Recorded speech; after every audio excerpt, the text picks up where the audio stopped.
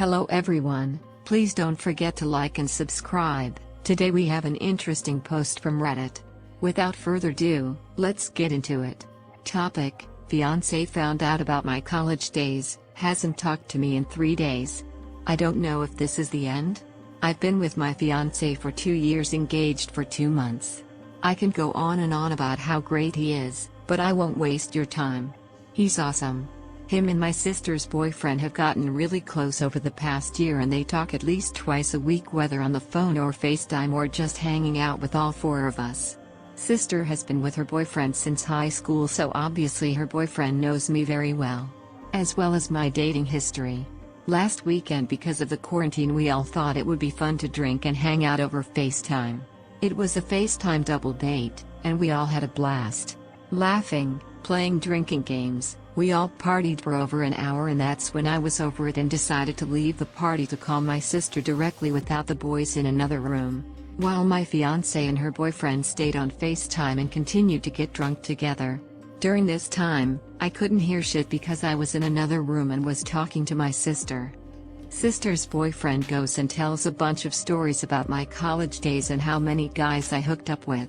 Just so everyone knows, I don't know the actual number. My first 3 years of college was literally one giant party. Without being too descriptive, I admit I was excessive. But at the time it was just what we did. I was single during that time, and me and my friends did a lot. With a lot of guys. Most of them I couldn't even pick out of a lineup. But again, I was in college. Anyways, one of the parties I went to, I ended up hooking up with 4 different guys at the same time. My fiancé is handsome as F, and I know for a fact he's been with several women. We talked about our past a lot in the beginning of our relationship. I wasn't 100% honest with mine, and I can only assume that he was. After everyone hung up, me and my fiancé were laying in bed and about to sleep when he just calmly asked me, "Did you get gangbanged in college?" My response was, "What a F? Why would you ask that?" That's when he told me everything that my sister's BF told him. He told me details I'm not even sure are 100% true because, again, blur. But a lot of the info was accurate, and so I just told him yes. It was one time. He continued asking questions about the other stuff, but the gangbang thing kept coming up, and he had a lot of questions about it that I answered the best of my knowledge. Fast forward to Wednesday, things had been fine and normal Sunday, Monday, Tuesday. But on Wednesday, radio silence. He hasn't texted or talked to me in 3 days. The breaking point was tonight when he came home from work and he asked me, "Are you friends with any of the guys on Facebook?"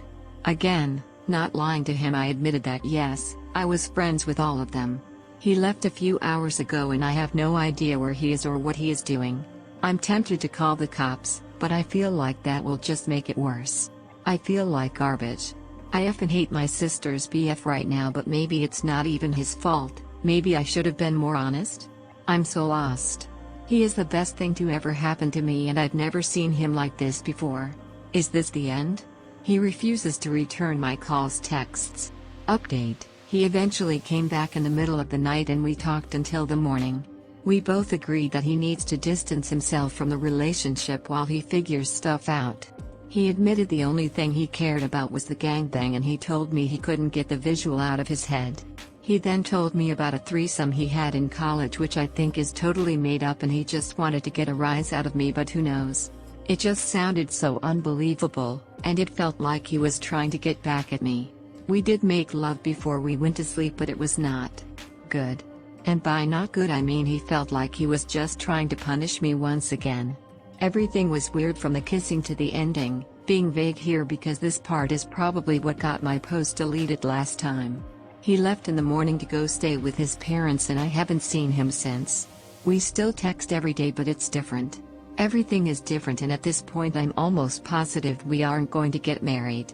And again, at this point, I'm okay with that. I know I F up and I know I lied, and all I can do is live and learn. As soon as this quarantine ends, I plan on using my work program that helps people find therapists. It's part of my benefits and I've never used it before, and I'm legitimately excited to start working on myself for the future, whatever may happen between me and him.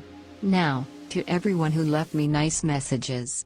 I couldn't reply to you also. I'm just saying thank you for your help and your advice. None of you know me and you're all awesome and I hope everyone nothing but the best. To the people who left me horrible messages. Yes, I read every one of them. No, your names do not hurt me. I am not perfect and never claimed to be, and I know I have a lot of work to do.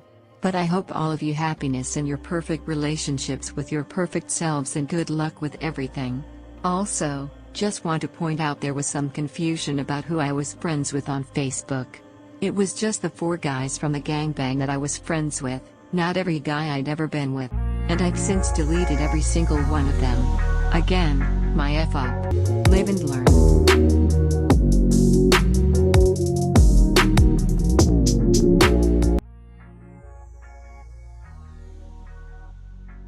This is the end of the post. Now let's go to the decoding segment. Once again, as the popular saying goes, you can't turn a hoe into a housewife. We have a lady here that thinks her sexual promiscuity in the past shouldn't matter in a future relationship. First of all, she knew it would be a deal breaker, which is why she lied to her fiancé when the topic of her sexual past was brought up in the beginning of their relationship. She lied to him at first and he had to get the truth from someone else, which in this case was exposed by her sister's boyfriend. And shout out to her sister's boyfriend, men out there should emulate this guy. Let your friends know when he is about to be in a long-term relationship with loose woman. The sister boyfriend is the hero of this story. He obviously didn't want him to make that big mistake by jumping into a relationship with a loose woman. Notice that she didn't give any good reason why she was promiscuous. Her excuse was that I was in college.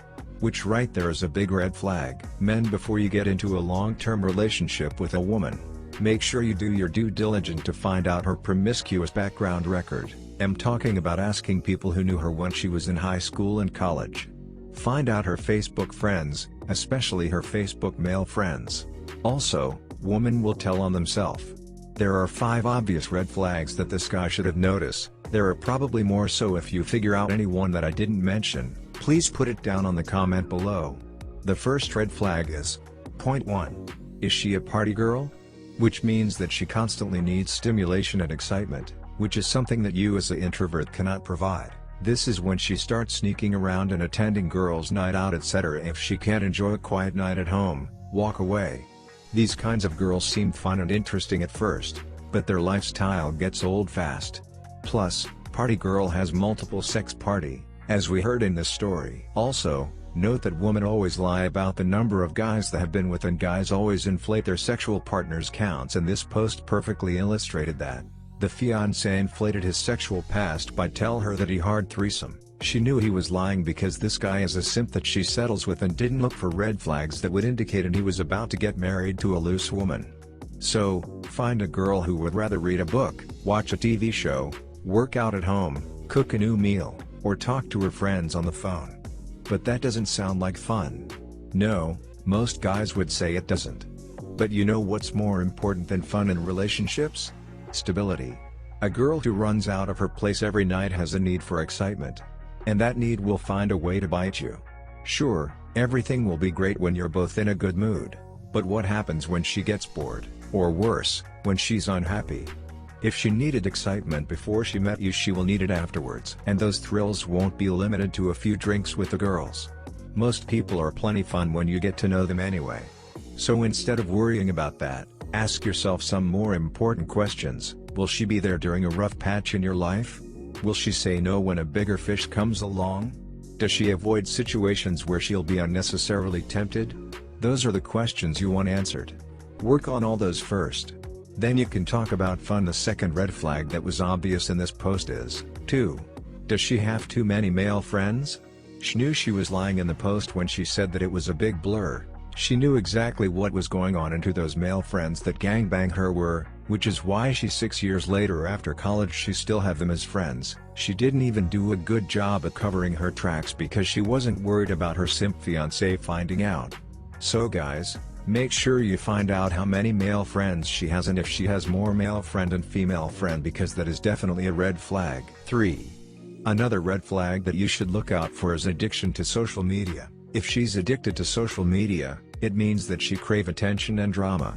The online version of too many male friends. A smart girl knows that male attention doesn't result from her amazing personality. The number of friends and likes she gets is directly proportional to how attractive people think she is. This stuff is honestly common sense by now, but you still see the same thing all the time. A fairly attractive girl only has to post a few pictures, and boom, she's got 50 dudes trying to hit her up. She probably won't give any of them the time of day, unless one of them is like, so hot, but at least she got her daily attention fix. Plus, she's found a new group of reliable friends to support her. It's ridiculous. And don't even get me started on the drama. If she's more interested in her phone than she is in you, don't try to change her mind. 4. She believes that things just happen. She follows her heart. She's in love with love and relationships. What it means, she lacks emotional control. In the post, the original poster admitted that she was excessive. But her excuse is that at the time it was just what we did. I was single during that time and me and my friends did a lot. With lots of guys. Most of them I couldn't even pick out of a lineup. But again, I was in college. These girls are tricky for inexperienced guys like her fiancé, so let me explain. It feels great at first to be the focus of a girl's undying love. And the highs of having a beautiful woman enraptured by you is something straight out of the movies. But guess what? You will never be the only one. Promiscuous women follow heart. It's a trap. You just happen to be her drug of the month. And all it takes is a more attractive or manipulative man to change her loyalties. That is the dark reality of girls who follow their heart. So instead of chasing a girl who's crazy about you, find a girl who tempers her heart with her head. Don't be afraid of love. Just make sure it's the real thing first. 5. She's friends with known promiscuous women. She takes an interest in promiscuous celebrities.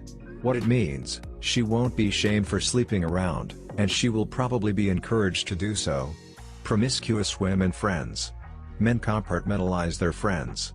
Of course, not every guy is the same, but usually he'll have his video game pals, his college study group, his boys from work, his basketball squad, his fantasy football crew, and so on. And what's funny about all these friend buckets is that they usually include men from all walks of life. You'll have a mix of low-income guys, wealthy guys, smart guys, dumb guys, you get the point. But as long as they all have that one thing in common, they don't really care about much else. Women are different. Almost every girl I know has friends who are very similar to her. Everything from the way they dress, to the grades they get, to the income they earn, to the guys they like, and even their political stance, it's almost always the same. While men care more about the one activity they have in common, women focus more on similar lifestyles. And now you see where I'm going. You may not be able to tell if she sleeps around, but if you know her friends do, it's a giant red flag. Even if this girl is completely innocent, she knows her friends won't look down on her if she does indulge, and that's why she's surrounded herself with them. It's even worse if she takes an interest in promiscuous celebrities. They're just like her friends who get around but with additional influence and social status. If blank can do blank and still be blank, why can't she? You get the point. Thanks for staying to the end of this video. Please like and subscribe. Feel free to express your opinion on the comment section.